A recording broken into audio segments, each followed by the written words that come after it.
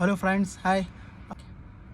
तो आज हम लोग सीखेंगे कि क्या क्या रिक्वायरमेंट्स है हमें डीएचए, एमओएच या हाथ के एग्ज़ाम के लिए अपीयर होने के लिए। ठीक है, तो सबसे पहले आपका 10th का रिज़ल्ट, बोर्ड सर्टिफिकेट, 12th का रिज़ल्ट, बोर्ड सर्टिफिकेट। अगर आपने डिप्लोमा किया है तो वो डिप्लोमा का रिज़ल्ट, डिप्लोमा का सर्टिफिकेट, डिग्री किया है तो डिग्री का रिज़ल्ट, डिग्री का सर्टिफिकेट, एमफार्म किया है तो उसका भी रिज़ल्ट एंड उसका भी सर्टिफिकेट। ओके, तो ये बेसिक चीज़ें ये लगेगी आपको, ये डॉक्यूमेंट्स आपको लगेगी ही लगेगी। और सबसे इम्पॉर्टेंट है आपका पासपोर्ट। तो पासपोर्ट जिन्होंने भी नहीं बनाया और जो आने का सोच रहे हैं तो सबसे पहले वो अपना पासपोर्ट बनाएं। ठीक है, तो ये हो गया आपका बेसिक रिक्वायरमेंट। अब इसके बाद में आप दो तरीके से अपना प्रोसीजर कर सकते हैं। पहला तो ये है, आप किसी भी क्लास वाले को पकड़िए, वो आपका पूरा प्रोसीजर कर देंगे। और सेकंड ये है कि आप अपने तरीके से कर सकते हैं। तो जो जब क्लास वाले करेंगे तो उनको पता है उनको कैसा करना है, बट सेकंड ऑप्शन अगर आपको करना है तो आपको मैं बता दूं कि कैसा करना है। तो पहला ये है करना है कि आपको अपना एक अकाउंट बनाना है आपके डेटा फ्लो के लिए। ठीक है, डेटा फ्लो के लिए आप अप्लाई करिए, डेटा फ्लो का आप अकाउंट बनाइए, पीएसवी रिपोर्ट निकल आएगा उसमें। उसके बाद में आपके पास वो रेफरेंस नंबर हो जाएगा। अब उसके थ्रू आप अपना पूरा एक एक चीज़ उसमें डाल सकते हैं, जो जो वो रिक्वायरमेंट मांगेगा वो सब आप डाल सकते हैं। ठीक है, उसके हिसाब से ही वो चार्जेस लेते हैं। ठीक है, मेरे ख्याल से वो 20,000 टू 24,000 इसके दरमियान हो जाता है, मगर डिपेंड करता है कि आपकी कितनी डिग्री। अगर मास्टर्स की हो तो आपको और भी ज़्यादा लग सकता है। मैंने डिप्लोमा किया था और बैचलर्स किया था, इसके लिए मेरा जो खर्चा आया था 22,000 रुपये तक आया था। ठीक है, उसके बाद में जब ये प्रोसीजर होने के लिए, एक्सेप्ट होने के लिए और आपका ये क्लियर होने के लिए 21 डेज़ लगते हैं।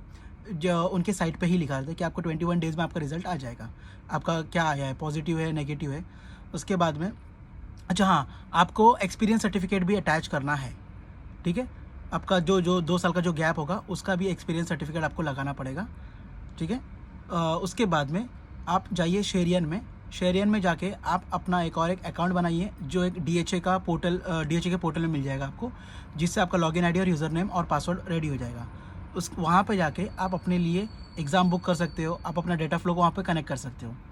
ठीक है, मेरे हिसाब से ये सब झंझटमारी करने से बेहतर है कि आप कोई क्लास वाले को पकड़ लीजिए, क्योंकि कैसा है कि जो भी होता है, जितना भी कॉस्ट होगा, जितना भी चार्ज होगा, वो आपके मेल में आएगा। आप उन क्लास वालों को बोलिए कि आप खुद का अपना ये दे ईमेल एड्रेस, और ईमेल एड्रेस पे ही वो आपके ईमेल एड्रेस पे सब आ जाएगा। जैसे कि एग्ज़ाम का फ़ीस $240 लगते हैं। ठीक है, और डेटा फ्लो 22,000, तो समझ लीजिए 22,000 ऐसा और 20,000 इस तरह से, तो 44,000 आपका लग ही जाता है। क्लासेस अगर वो ले रहे हैं या आप उनसे क्लासेस कर रहे हैं तो उसके चार्जेस अलग हो सकते हैं। ठीक है, कुछ दिन में हम लोग भी अपना क्लासेस की तरह कुछ स्टार्ट करेंगे। मैं वीडियो डालना स्टार्ट करूँगा अभी थोड़े दिन में, आप लोगों के लिए तैयारी कर रहा हूँ। जब भी वो रेडी हो जाएगा आपको लेक्चर्स मिलना स्टार्ट हो जाएंगे। ठीक है, और अब उनकी बात कर लेते हैं जिन्होंने जो मतलब इंडिया गए थे, जो या यहाँ होम कंट्री गए, मतलब यहाँ पे जॉब किए, जॉब करने के बाद में जॉब छोड़ के फिर आप वो होम कंट्री चले गए। अगर वो होम कंट्री चले गए थे, समझ लीजिए फॉर एग्जांपल 1 साल या 2 साल के लिए, तो उनको फिर से डेटा फ्लो करवाना पड़ेगा। समझ में आई बात आपको डेटा फ्लो करवाना बहुत ज़रूरी है। अगर आपका 1 साल या 2 साल हो जाता है, मेरे ख्याल से 2 साल में आपको करना ज़रूरी है, करना ही पड़ेगा आपको डेटा फ्लो। मतलब एग्ज़ाम का तो आप अगर 2 साल के पहले अगर आप आ जाते हैं यहाँ पे, तो आपका डीएचए तो वैलिड रहेगा।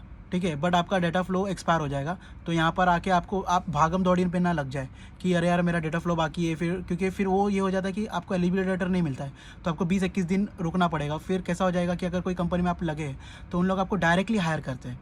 ठीक है, तो अब डायरेक्टली अगर आपको हायर करेंगे हो तो उसमें ये इशू हो जाएगा आपके लिए कि आप हायर तो हो जाएंगे बट आपको जॉब पे नहीं रखेंगे, क्योंकि आप एज अ फार्मासिस्ट यहाँ पे जॉब करने के लिए आए हैं। ठीक है, तो अगर आप जॉब एज अ फार्मासिस्ट करने आए तो आपको आपके हाथ में एलिजिबिलिटी लेटर होना ज़रूरी है।